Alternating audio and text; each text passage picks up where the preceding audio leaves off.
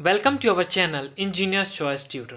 तो आज के लेक्चर में हम देखेंगे जेट ट्रांसफॉर्म पे ही जेट ट्रांसफॉर्म की प्रॉपर्टी पे एक question that is convolution property पे based question. Okay, so question क्या है? Find the Z transform of the following signal using convolution property of Z transform. जहाँ पे एक्स ऑफ एन बराबर क्या दे रखा है? Convolution of 1/2 to the power N into you of N and 1/4 to the power N into you of N दे रखा है। तो इसको दो पार्ट में ब्रेक कर लीजिए। इसको मान लीजिए कि क्या है, x1 ऑफ n है, और इसको क्या मान लीजिए आप, x2 ऑफ n है। ओके, तो यहां से क्या निकल जाएगा कि जो अपना x ऑफ n है वो किसके बराबर है? x1 of n, that is convolution of x1 of n and x2 of n के बराबर आ गया। ओके, इतना क्लियर है? सो आगे बढ़ते हैं अब और सॉल्व करते हैं इसको। सो कॉन्वोल्यूशन प्रॉपर्टी क्या कहती है, इस चीज पे ध्यान देना जरूरी है पहले कि कॉन्वोल्यूशन प्रॉपर्टी जो है जेट ट्रांसफॉर्म की, वो क्या कहती है? कॉन्वोल्यूशन प्रॉपर्टी वो कहती है कि Z transform of convolution of x1 of n and x2 of n, ये किसके बराबर होता है? x1 of z into x2 of z के। ओके, यानी अगर मुझे ये चीज निकालना है, इस x ऑफ n का क्या निकालना है, जेड ट्रांसफॉर्म निकालना है, तो मैं क्या करूंगा, x1 ऑफ n का जेड ट्रांसफॉर्म निकाल लूंगा, x2 ऑफ n का जेड ट्रांसफॉर्म निकाल दूंगा और दोनों को मल्टीप्लाई कर दूंगा। तो ओवरऑल मुझे क्या मिल जाएगा?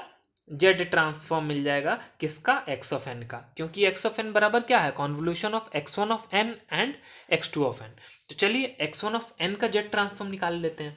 तो पहले लिख लीजिए कि x1 ऑफ n बराबर क्या है। x1 ऑफ n बराबर मैंने क्या माना, ये चीज है ना अपनी x1 of n, that is 1/2 to the power n into you of n। So कुछ कुछ फॉर्मूला आपको ना स्टार्टिंग से ही याद करके चलना पड़ेगा, कुछ कुछ चीजें याद करनी पड़ेगी। जैसे जैसे कुछ चीजें, जैसे कि जेड ट्रांसफॉर्म जो होता है ना, किसका? A to the power n into you of n का, ये क्या आता है? ये होता है Z upon Z minus A. क्या होता है? Z upon Z minus A. So इसकी जरूरत पड़ेगी, तो ये चीज आप नोट डाउन कर लें पहले साइड में, तब आप निकालें जेड ट्रांसफॉर्म। तो अगर मुझे x1 ऑफ n का जेड ट्रांसफॉर्म निकालना है तो क्या हो जाएगा? Z transform of x1 of n, ये क्या हो जाएगा? इसी को हम बोलेंगे ना x1 ऑफ z। ओके, ये क्या हो जाएगा? That is z transform of 1/2 to the power n into you of n। Okay, क्या ये चीज और ये चीज सिमिलर नहीं है? ये टर्म और ये टर्म सिमिलर नहीं है? एक ही जगह यहाँ पे क्या दिया हुआ है? 1/2। तो इसका जेड ट्रांसफॉर्म क्या हो जाएगा? जेड अपॉन जेड माइनस, एक ही जगह क्या हो जाएगा? 1/2, that is Z upon Z minus 1/2।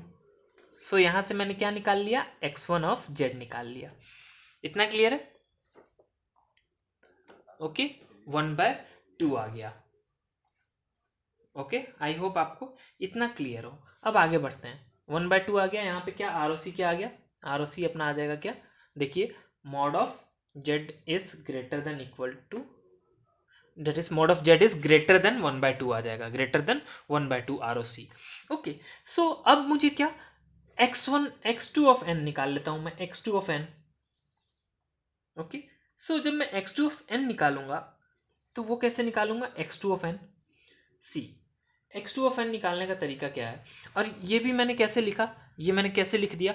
जब आप ये जेड ट्रांसफॉर्म, इस जेड ट्रांसफॉर्म का, दैट इज देखिए, z transform of a to the power n into you of n बराबर क्या होता है? Z upon Z minus a. Okay, और ये होता है, और इस केस में आर क्या होता है? Mod of Z greater than mod of A.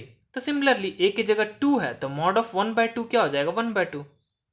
Okay, कुछ ज्यादा कुछ नहीं, ये चीजें याद रखनी है। कुछ basic some common z transforms pairs हैं, उसको आपको याद करके ही क्वेश्चन सॉल्व करना है।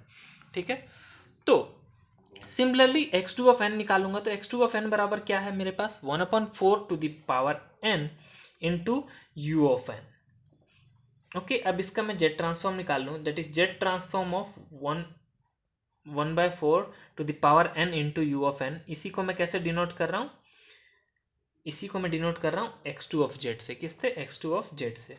सो ये इसका जेड ट्रांसफॉर्म क्या हो जाएगा? देखिए ये टर्म और ये टर्म सेम ही ना है, इस बार ए की जगह क्या है 1/4, तो क्या हो जाएगा Z divide by Z minus 1/4। Okay, इतना क्लियर है। सो और आरओसी क्या हो जाएगा, आरओसी बताइए, similar, mod Z greater than mod A, that is mod A की जगह क्या है, ए की जगह क्या है 1/4, दैट इज 1/4 का मोड क्या हो जाएगा 1/4 ही होगा ना। तो ये आ गया आरओसी। ओके, अब आपको सिंपली क्या निकाल लेना है, अब आपको निकालना था क्या, Z transform of X of N निकालना था ना आपको।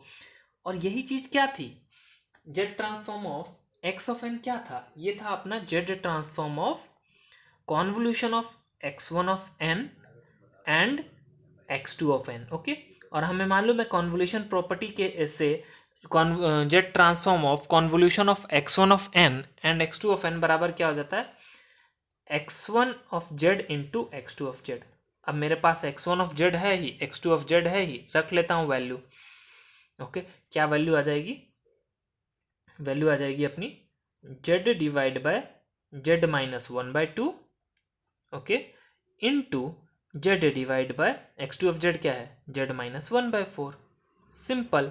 ओके, और ओवरऑल आरओसी क्या हो जाएगा, इस केस में आरओसी अगर है क्या mod of Z greater than 1/2, इस केस में है mod of Z greater then 1/4, तो ओवरऑल आरओसी क्या हो गया इस चीज का, आरओसी हो गया इस केस में, आरओसी अपने क्या हो जाएगा mod Z greater than 1/2। Okay, clear है। सो आई होप आपको हर एक चीज क्लियर हो। So thanks for watching this video. Please like the video and subscribe our YouTube channel. Thank you.